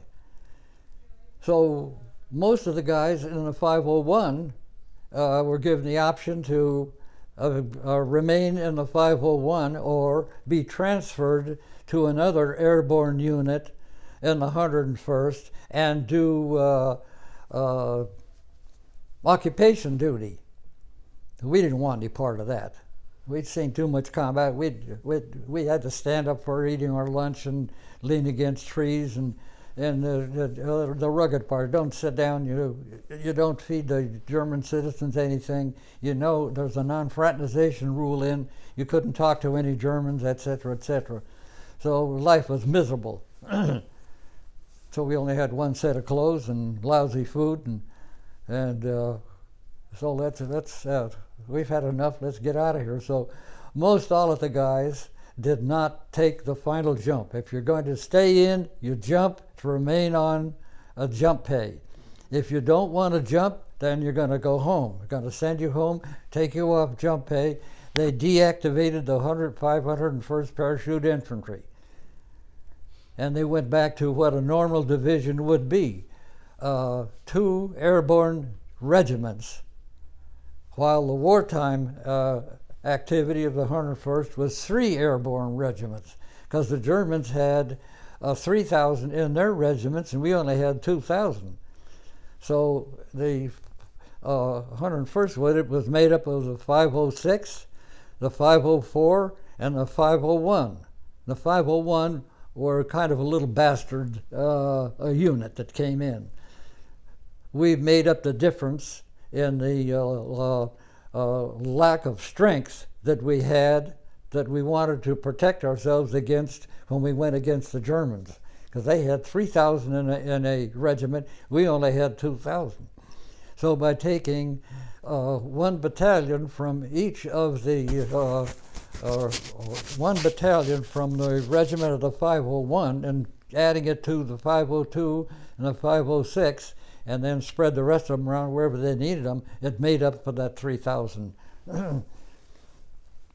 Then years went by and they activated the 501 again. The 501 is active in Alaska, Fairbanks, Alaska, and they do a lot of jump training and model war activities there with the South Koreans. So how many times have you returned to Normandy since you were over there during the war? Let's see. I'd say total of maybe 5. And what does it mean to you to return? What's the what? What does it mean for you to return to Normandy? It means the closure. The wounds are healed, but the scars are there, you know. And so you go back to see if you can close the things and revisit and revisit and then see if what you do know and what you don't know you can fulfill and close the issue, close it. So that was my main thrust, is to close the issue. And then to get it out, because I never talked about it to any of the kids in school, and then to get it out, close it, and there we are. But now it's open up again. So do you feel that going back and then speaking about it helps the healing process? A healing process in a different way. I don't know what that way is yet. I haven't discovered it, but it's a different way. Brenda's very vocal on what I did and how I did it, so she knows a lot of stuff that probably, she's got a mind that, she's a brilliant woman. She's got a mind that really clicks things up, and I could tell her things that I forget, and she can remind me of them. She is something. How do you respond when people call you a hero? I just tell them now, we did what we had to do when we were under orders doing what we're doing, and we had a message to deliver, and we're going to deliver it. And we're going to get you guys that, not all the civilians, but if we could just group all of these Nazi criminals together and abolish them, round them up, shoot them up, and police them up, we would do it. But I don't know what else to say there. The last question is, if you had any advice for my generation or future generations, what could you offer? Get an education. The world is moving fast. We're already almost on the edge of a third world war, and the enemy you'll never see.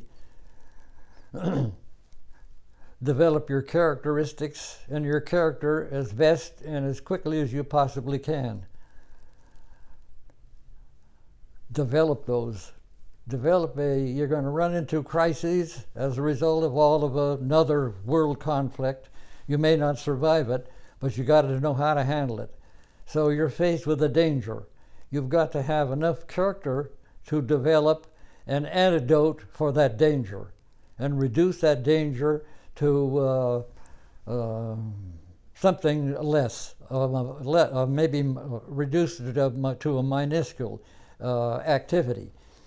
Then reach back into the convoluted areas of your mind where men seldom go and pull out another characteristic and reduce that minor conflict that you have to something else. And do it again and do it again until you can reduce them to a closure and get on with your life. So how they're going to learn this, I don't know. But that's what they're going to have to do. So there's not enough GIs left around to teach them anything like that, and there are too many people that are not associated with, except in Coronado here. You got the SEALs, and they are prime people. So it's a reduction, and it's an ever-expanding process of teaching and releasing. So we're all of us are faced with fear of let's see, if I can remember what I should say here. Well, all of a sudden it'll spring up at me at midnight, and I'll sit up in my bed and Give me a call. Yeah. I want to thank you very You're much welcome. for sitting down with me, sharing your story with me. Thank you for fighting for my freedom. Yeah. Let's see. I got to remember what I was supposed to say. I